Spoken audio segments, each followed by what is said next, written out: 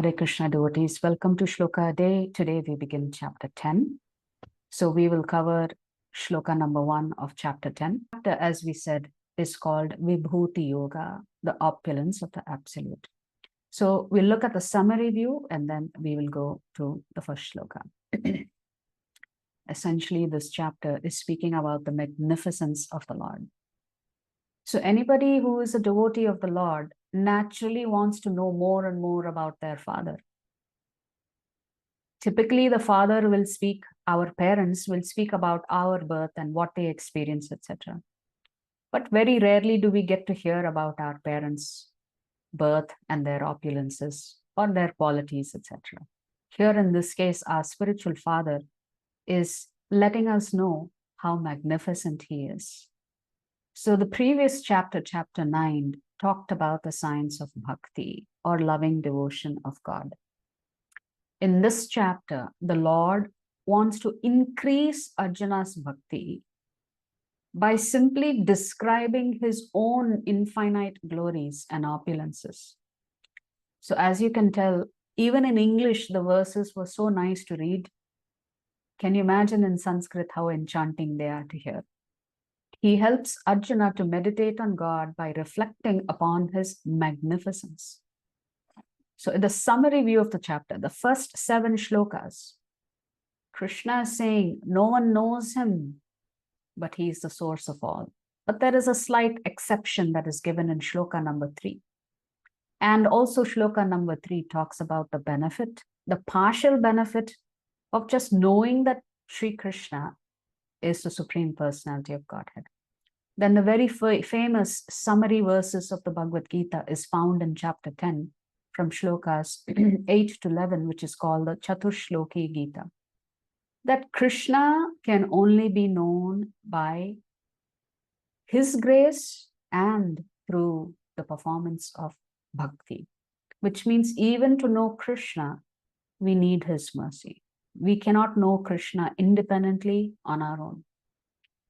Then from shlokas 12 to 18, Arjuna is accepting that Krishna is the Supreme Personality of Godhead. He glorifies the Lord and he also makes a request that he wants to hear more. And from shlokas 19 to 42, Krishna describes his various vibhutis. So the 7th chapter was about the knowledge of the Absolute. The 9th chapter was the most confidential knowledge, which is bhakti, by which Bhagavan can be understood. And the 10th chapter here focuses on the glory of Bhagavan so that it enhances your bhakti. Your attachment and love for the Lord should increase after reading the magnificence of the Lord. So when there is a combination of Aishwarya, which is the greatness of the Lord, and Madhurya, which is the sweetness of the Lord and the sweetness of our experiencing, performing bhakti, then our affection goes to a very high level. So both are necessary. Understanding the greatness of the Lord, understanding the sweetness of the Lord as well as the sweetness of performing bhakti yoga. So this will now take us to shloka number 1 of 10th chapter. Sri Bhagavan Uvacha Bhagavan Uvacha Bhuya eva mahabaho Bhuya eva mahabaho Shrinu me paramam vachaha Shrunu me paramam vachaha Yatteham priyamanaya Yatteham priyamanaya Vakshyami hitakam yaya. Vakshyami hitakam yaya. Word for word meaning, translation and purport by His Divine Grace, A.C. Bhaktivedanta Swami Srila Prabhupada. Srila Prabhupada ki jai. The Supreme, Sri Bhagavan Uvacha.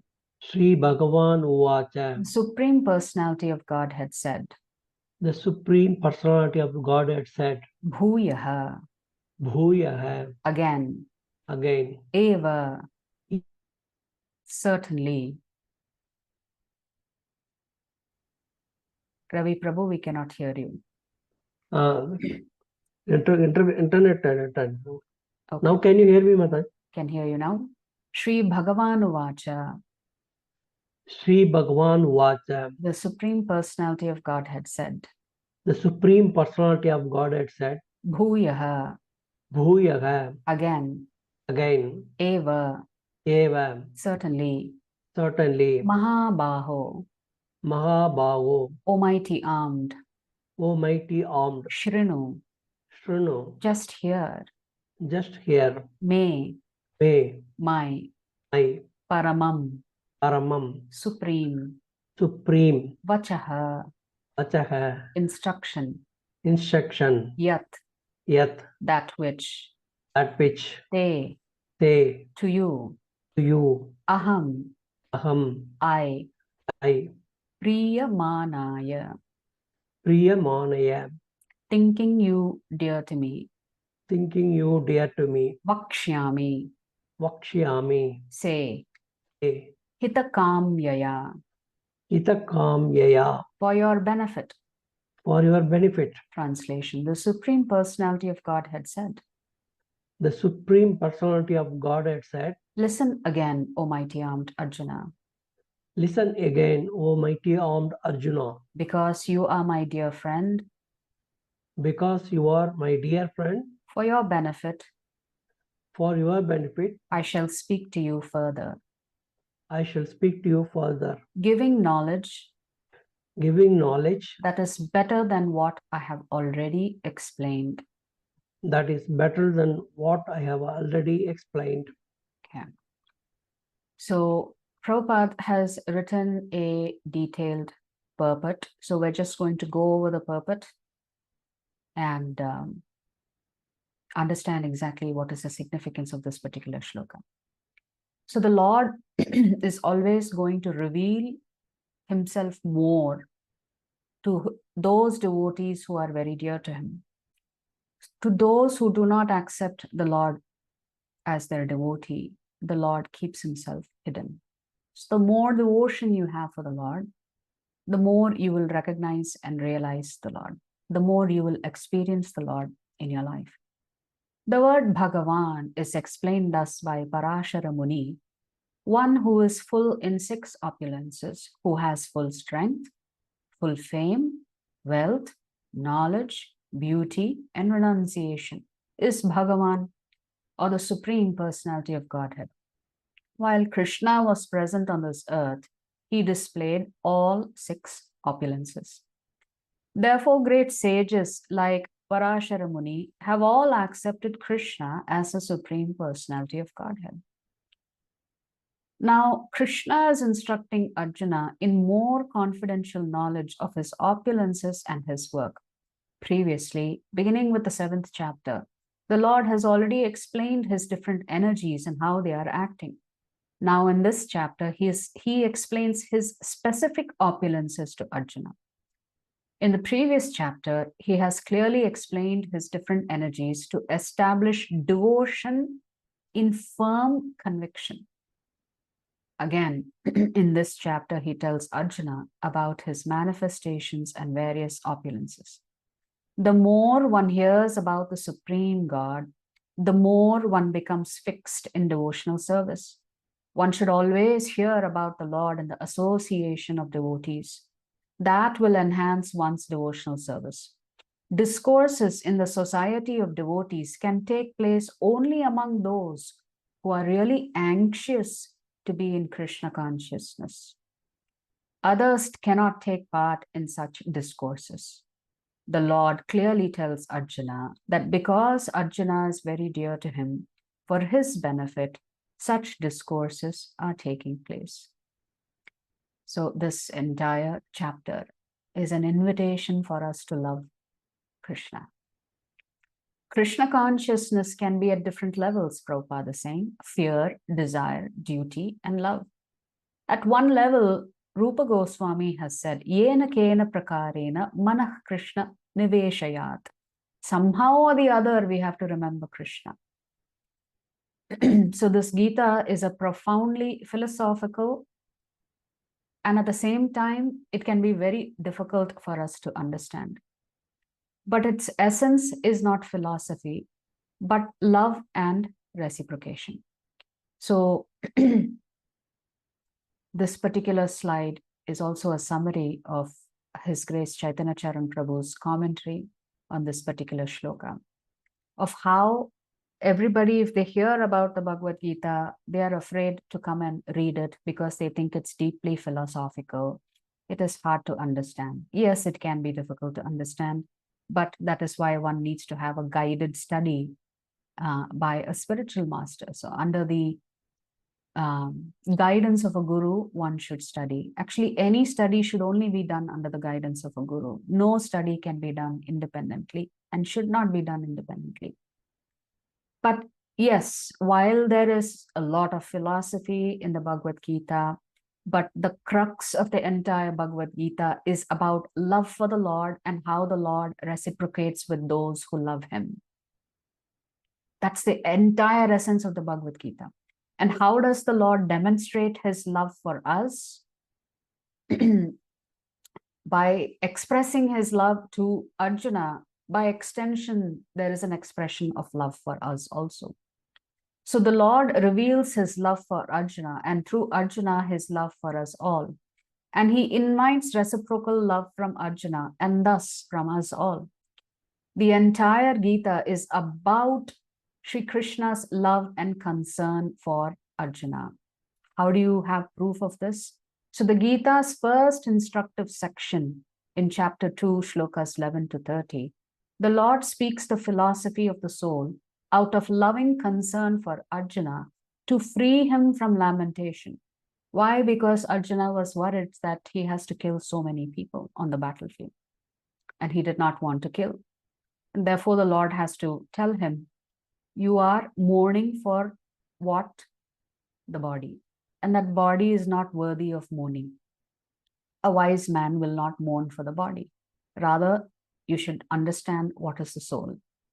In the Gita's middle section, the Lord proclaims, because you are dear to me, I will speak again the most confidential knowledge for your benefit. So again, the Lord is expressing his love for Arjuna. This disarming declaration is soon followed by the Gita's 4-verse essence, which is the Chatushloki, 8 to 11, which outlines how devotees affectionately offer their heart and life to Krishna, and how he mercifully reciprocates by offering them guidance and eradicating their ignorance. So the more we express our love for Krishna, Krishna is actively engaged in our lives. Internally, he guides us and leads us to the right devotees so that they will help you overcome whatever darkness and ignorance is there. So sometimes Krishna may do it directly. At other times, Krishna will bring the right devotees into your life to eliminate whatever ignorance is there. Of course, those devotees will only speak what Krishna has said. They will not concoct their own theories. So the Gita's conclusion, the last chapter, shloka 63 to 76, takes its affectionate essence to a crescendo. The Lord expresses his love by acknowledging Arjuna's free will. The first expression of the Lord's love is that he gives you free will. You are free to love him or not. That is the greatness of the Supreme Lord. The Lord is not a dictator. He does not force you to love him. You have to love him of your own free will. So that's his first expression, is that he acknowledges that Arjuna has his free will. Even after speaking the Bhagavad Gita, Arjuna is free to accept what Krishna has said or reject it. Highlighting the most confidential knowledge to help him use that free will judiciously.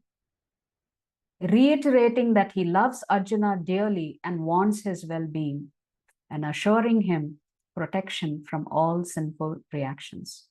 So this is a loving father. Complementing this revelation of love, Krishna extends an invitation to love. Offer your mind, heart, worship, and homage to me. And finally, surrender to me. And Arjuna accepts that invitation by his loving readiness to do Krishna's will. So only to those who love Krishna, Krishna is ready to reveal himself. And here Krishna is saying, Arjuna, you're my dear friend. And if I speak about myself, it's going to benefit you. It's not that Krishna is speaking about himself to glorify himself. When Krishna speaks about himself, it actually benefits the devotees. Yes. So this is the essence of this particular shloka. If you like our videos, please subscribe to our channel and turn on the bell notification. If you'd like to join our classes every day, please check the details in the description section of this video. We look forward to serving you.